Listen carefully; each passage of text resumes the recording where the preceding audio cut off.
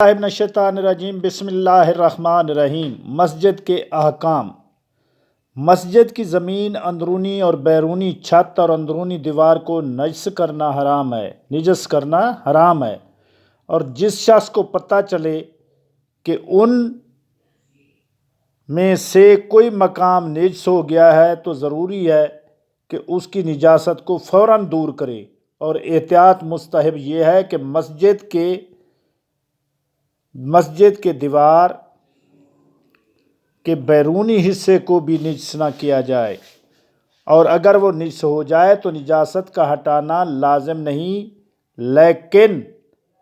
اگر دیوار کا بیرونی حصہ نجس ہو جائے تو مسجد کی بے حرمتی کا سبب ہوتا ہے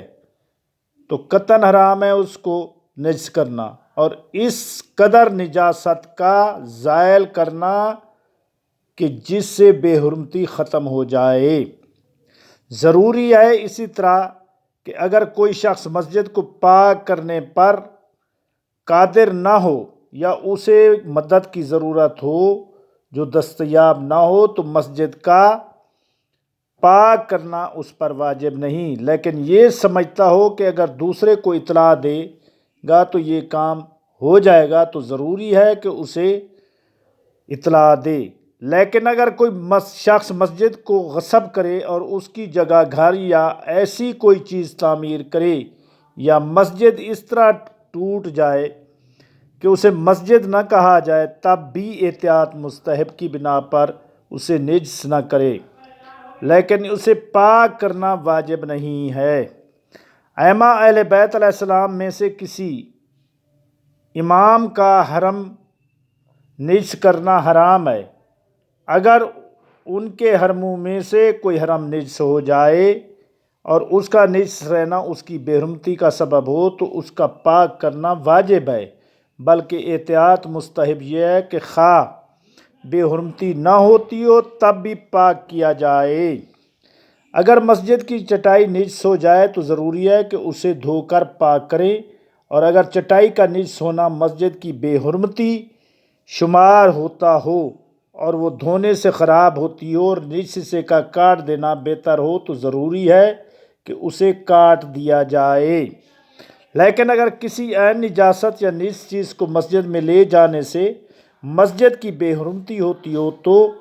اس کا مسجد میں لے جانا حرام ہے، بلکہ احتیاط مستحب یہ ہے کہ اگر بے حرمتی نہ ہوتی ہو تب بھی عین نجاست کو مسجد میں نہ لے جایا جائے۔ اگر مسجد ٹوٹ پھوٹ بھی جائے تب بھی نہ تو اسے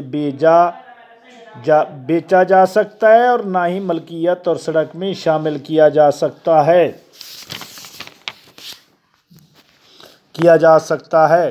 اسی طرح مسجد کے دروازوں، کھڑکیوں اور دوسری چیزوں کا بیچنا حرام ہے۔ اگر مسجد ٹوٹ پھوٹ جائے تب بھی ضروری ہے کہ ان چیزوں کو اسی مسجد کی مرمت کے لیے استعمال کیا جائے، اور اگر اس مسجد کے کام کی نہ ہوں تو ضروری ہے کہ کسی دوسری مسجد کے کام میں لایا جائے، اور اگر دوسری مسجدوں کے کام کی بھی نہ ہوں تو بیچا جا سکتا ہے، اور جو رقم حاصل ہو وہ بصورت امکان اسی مسجد کی مرمت پر ورنہ کسی دوسری مسجد کی مرمت پر استعمال کی جائے۔ اسی طرح مسجد کا تعمیر کرنا اور ایسی مسجد کی مرمت کرنا جو مخدوش و مستحب ہے، اور اگر مسجد اس قدر ٹوٹ جائے کہ اس کی مرمت ممکن نہ ہو تو اسے گرا کر دوبارہ تعمیر کیا جا سکتا ہے، بلکہ اگر مسجد ٹوٹی پھوٹی نہ ہو تب بھی اسے لوگوں کی ضرورت کے مطابق خاطر گرا کر وسیع کیا جا سکتا ہے۔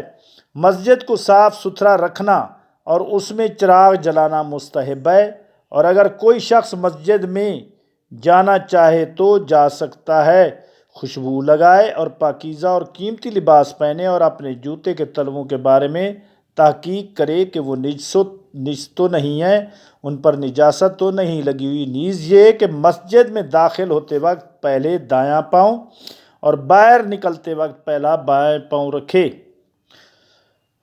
رکھنا مستحب ہے کہ سب لوگوں سے پہلے مسجد میں آئے اور سب سے بعد میں نکلے۔ اسی طرح جب کوئی شخص مسجد میں داخل ہو تو مستحب ہے کہ 2 رکعت نماز تحیت و احترام مسجد کی نیت سے پڑھے، اور اگر واجب نماز یا کوئی اور مستحب نماز پڑھے تب بھی کافی ہے۔ اگر انسان مجبور نہ ہو تو مسجد میں سونا، دنیاوی کاموں کے بارے میں گفتگو کرنا اور کوئی کام کاج کرنا، اشعار پڑھنا جن میں نصیحت اور کام کی کوئی بات نہ ہو مکروہ ہے۔ نیز مسجد میں تھوکنا، ناک کی علائش پھینکنا اور بلغم پھینکنا بھی مکروہ ہے، بلکہ بعض صورتوں میں حرام ہے، اور اس کے علاوہ گم شدہ شخص یا چیز کو تلاش کرتے ہوئے آواز کرنا بھی مکروہ ہے، لیکن اذان کے لیے آواز بلند کرنے کی ممانعت نہیں ہے۔ اور یہ بھی خیال رکھا جائے کہ دیوار سے مسجد میں داخل ہونے دینا مکروہ ہے، اور اسی طرح اس بچے کو بھی داخل ہونے دینا مکروہ ہے جو نمازیوں کے لیے باعث زحمت ہو یا احتمال ہو کہ وہ مسجد کو نجس کر دے گا۔ ان 2 صورتوں کے علاوہ بچے کو مسجد میں آنے دینے میں کوئی حرج نہیں ہے۔ اس شخص کا مسجد میں جانا بھی مکروہ ہے جس نے پیاز، لہسن